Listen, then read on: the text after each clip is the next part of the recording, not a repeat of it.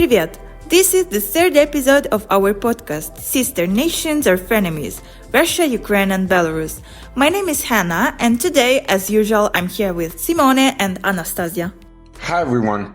We're very happy to be back with you and continue our conversation about how people live in different countries and what this says about society as a whole. Hello and thank you for listening to our podcast.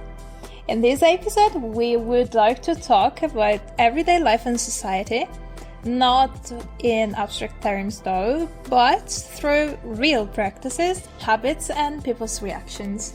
The topic of today's episode is daily life and society.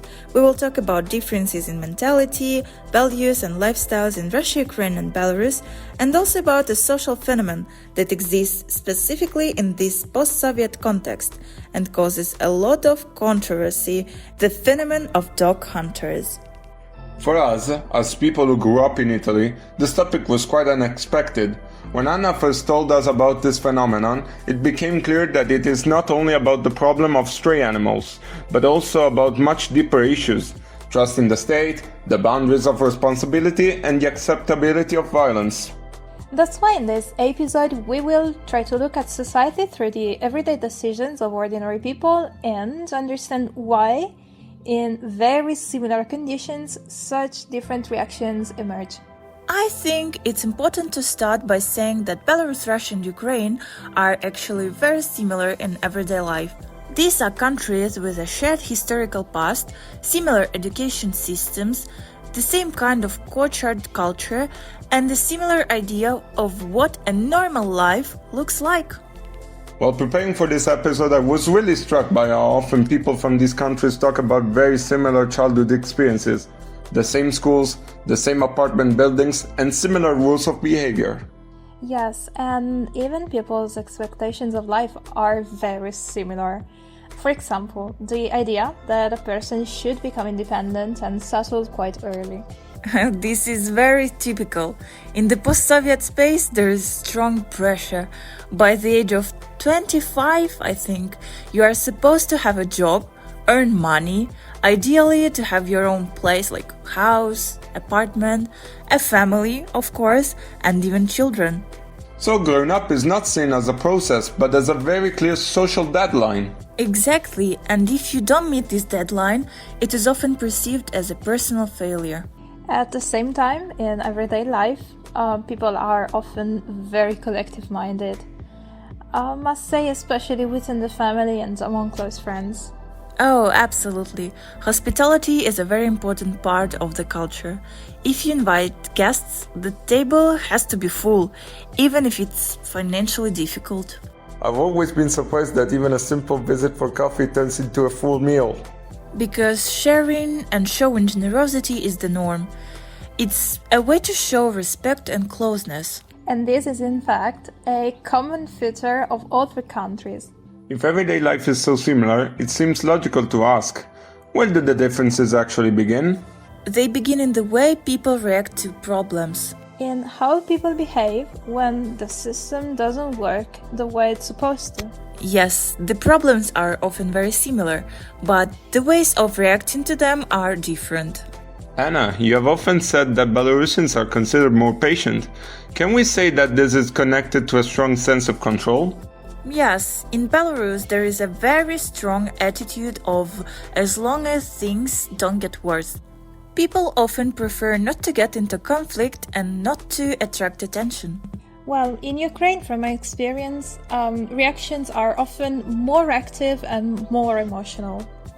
I agree. On average, Ukrainians are quicker to express dissatisfaction and to defend their position. And when we talk about Russia, people often mention directness and attempts to get around the system. Yes, in Russia there is a strong idea of personal initiative, finding a way to negotiate or solve a problem informally. So the difference is not really in values, but in how people act when they face problems. Yeah, exactly. I think this can be clearly seen in people's attitudes towards rules, am I right? Very clearly. For example, in Belarus, people are more likely to follow the rules, even when nobody is watching. But very often this is not connected to trust, but to fear of consequences. Yes, in Russia and Ukraine, the logic is more often like this. If it's safe and doesn't bother anyone, then it is allowed. So rules are perceived more as flexible guidelines rather than absolute limits, aren't they? Yes. And this is directly connected to the question of responsibility. Who should solve problems? The state or ordinary people? And this brings us to the topic that turned out to be the most difficult for us in this episode. The phenomenon of dog hunters. To explain it briefly, dog hunters are people who deliberately poison and kill stray dogs, believing that they are cleaning the city. It's important to stress that these are not official services, but private initiatives. Yes, and this is exactly what makes this phenomenon so disturbing. Because people take upon themselves the right to decide who deserves to live and who doesn't. Yes, and very often they justify this by pointing to the lack of effective solution on the part of the state. Anna, let's try to analyze this phenomenon in a more systematic way. When we talk about dog hunters, it's important to understand that they did not appear out of nowhere, but in a very specific social context. Yes, and this is a key point. In Russia, Ukraine, and partly in Belarus, for many years, there has been a very large number of stray animals, especially dogs. At the same time, state programs for catching, sterilizing, and housing animals either didn't exist or worked extremely poorly. So the problem was visible to everyone, in country yards, near schools, in parks, but people didn't see any systemic solution. Exactly, and in this vacuum, private solutions started to appear, including very radical ones. If we look at the arguments that were actively spread online, especially several years ago, they often sounded quite rational at first glance. Yeah, people talked about children's safety, possible attacks, and diseases, and the main argument sounded like this: if the state does nothing, then we are forced to act ourselves. But the problem is that very quickly the discussion moved from protection to violence as an acceptable tool. Yes, and it's important to stress that this was not a marginal discussion. These ideas were actively debates on social media, on forums, and in comment sections under news articles. So public reaction for a long time wasn't clearly negative. Unfortunately, yes. Part of society perceived it as harsh but effective. However, over time, the situation started to change dramatically and, paradoxically, not only because of debates about humanity. The turning point came when domestic pets started to suffer on a large scale. So dogs that people were simply walking with, as part of their normal daily routine. Yes, poison was being placed in public spaces, in courtyards, parks, and near apartment buildings, and absolutely everyone was put at risk. At that moment, the problem stopped being abstract. Exactly. People realized that this was no longer about stray dogs somewhere on the outskirts, but about danger in their own neighborhood. And it was precisely at this moment that public opinion began to change very quickly. Yes, support for such actions dropped sharply.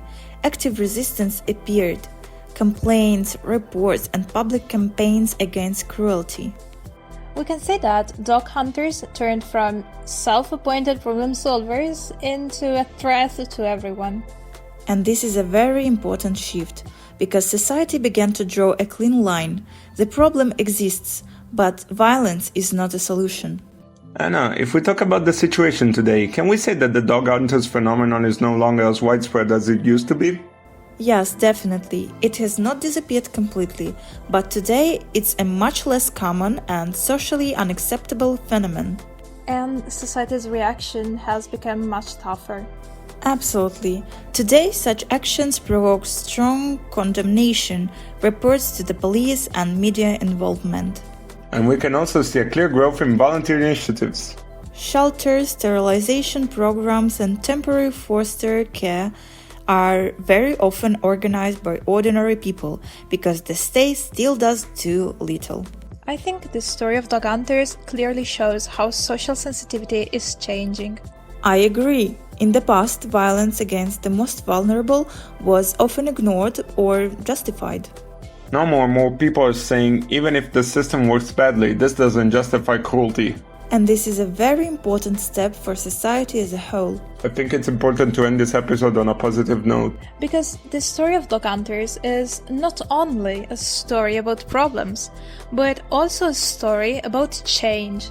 Today, in Russia, Ukraine and Belarus, more and more people openly speak out against violence, protect animals and demand system solutions.